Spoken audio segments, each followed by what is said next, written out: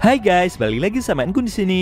Fans penyihir Jujutsu silakan merapat, karena di video kali ini kita akan membahas lanjutan cerita Jujutsu Kaisen. Setelah Okotsu Yuta yang akhirnya kembali muncul dan mengalahkan salah satu player dari 4 player kuat yang ada di dalam koloni Sendai. Lebih tepatnya, kita akan mereview manga Jujutsu Kaisen chapter 174 yang bersumber dari website Jujutsu Kaisen atau forum Reddit. Buat kalian yang belum melihat review chapter sebelumnya, bisa klik link di deskripsi, atau bisa juga klik link gambar di menit akhir video ini ya. Dan buat kamu yang cuma ngikutin animenya atau tidak mau kena spoiler, Enkun sarankan mending stop videonya aja dari sekarang. Nah, di manga chapter 174 ini, Yuta kembali bertarung melawan salah satu player kuat, yaitu Kuro Urushi. Penasaran? Oke, langsung saja kita bahas, let's go!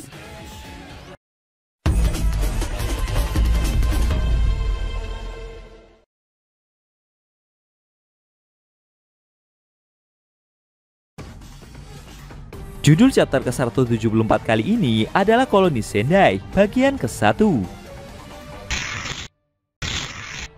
Pada awal scene, kita diperlihatkan Ishigori Ryu dan Uro Takako yang melihat aksi dari Okotsu.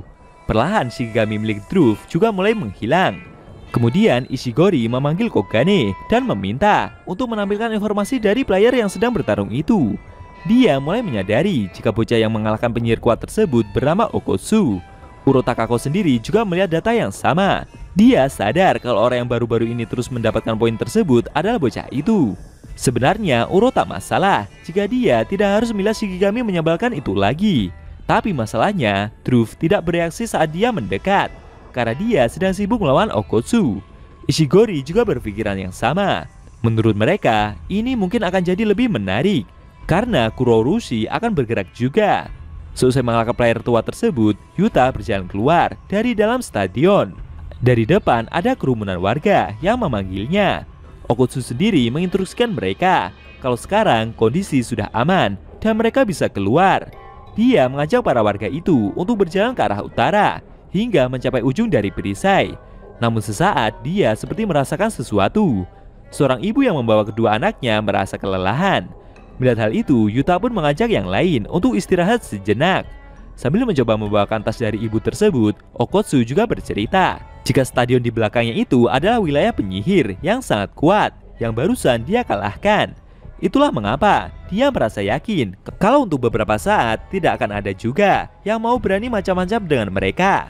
Tapi Yuta kembali merasakan sesuatu yang mencurigakan. Perlahan terdengar suara gemuruh dari suatu tempat. Para warga yang lain juga mulai panik. Mereka menyadari kalau ada sesuatu di depan sana. Sambil mengeluarkan pedangnya, Yuta meminta mereka semua untuk masuk ke dalam stadion sekarang juga. Secara mengejutkan, dari depan ada seorang warga yang berlari dikejar ratusan ribu kecoa. Sesaat Yuta berpikir kalau dia akan mampu menyelamatkan seorang warga tersebut. Akan tetapi ketika mencoba untuk menangkapnya, warga itu dihantam oleh ratusan ribu kecoa tersebut dalam skala besar. Bahkan tubuhnya sendiri sampai digerogoti hingga menyisakan tulang belulang. Bahkan kemudian menyerang Okotsu pula. Beruntung menggunakan pedangnya, Yuta berhasil menahan serangan tersebut. Dia menyadari jika itu adalah para kecoa sungguhan. Mereka semua diperkuat dengan energi kutukan. Dan dengan jumlah yang sebegitu banyaknya akan dapat menciptakan suatu ancaman besar pula. Para warga yang lain segera berlari menjauhi area pertempuran. Melihat para kecoa itu berkumpul di bawah terowongan, Yuta segera memanggil arwah terkutuknya untuk memberikan serangan lanjutan. Dengan sigap, Rika muncul dari atas dan melancarkan pukulannya ke arah terowongan itu dengan sangat keras. Sedangkan Okotsu sendiri mengambil kuda-kuda dan kemudian melancarkan tebasan dalam skala besar. Seketika membuat ratusan ribu kecoa itu langsung musnah, tak tersisa. Ishigori Ryu dan Uro Takako yang melihat aksi tersebut begitu terkejut. Menurut Ishigori, teknik dari pemuda itu lumayan juga. Tapi yang membuatnya luar biasa adalah soal total energi kutukan yang Okotsu miliki. Uro berpikir, menurutnya Shikigami yang pemuda itu keluarkan juga sangat kuat. Baginya, Yuta bisa membunuh Drove itu bukan karena keberuntungan saja. Okotsu sendiri yang selesai menghabisi para pasukan kecoa itu melihat sesuatu di hadapannya. Dia pun bertanya kepada Kogane, apakah itu adalah seorang player juga. Kogane memberitahu jika itu adalah Kuro Urushi. Ketika Kuro Urushi sadar, maka dia tak sebanding dengan Drove. karena dia beralih ke mode hibernasi. Pemicu mode tidur itu adalah insting bertahan hidupnya di dalam koloni Druv. Kurourushi memiliki nafsu yang tanpa batas. Semakin dia makan, maka semakin banyak kecoa juga yang bisa dia ciptakan dengan partenogenesisnya. Kurourushi saat ini sedang kelaparan.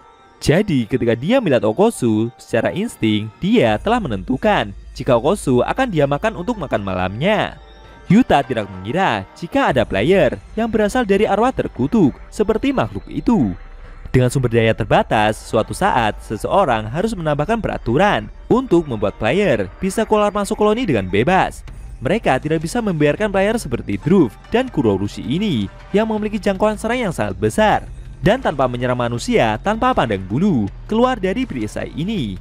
Yuta merasa mungkin ada juga player yang sama seperti mereka di koloni lain. Menurutnya, membuat penghubung antar koloni itu sangat penting.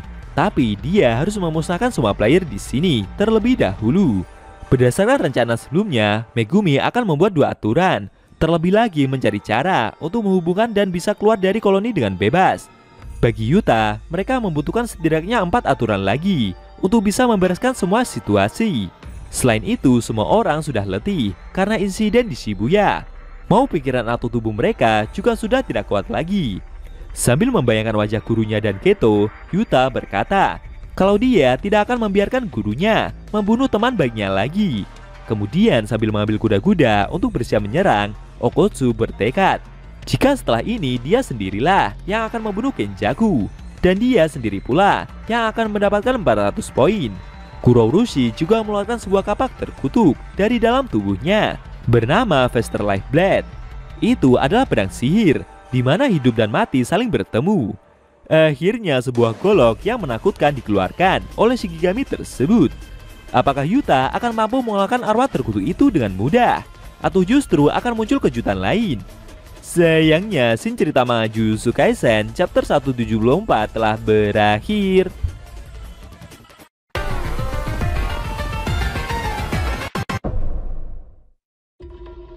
Oke guys, itu tadi review manga Jujutsu Kaisen chapter 174 yang isinya memperlihatkan Yuta yang mengambil kuda-kuda untuk bersiap menghadapi Kurourushi.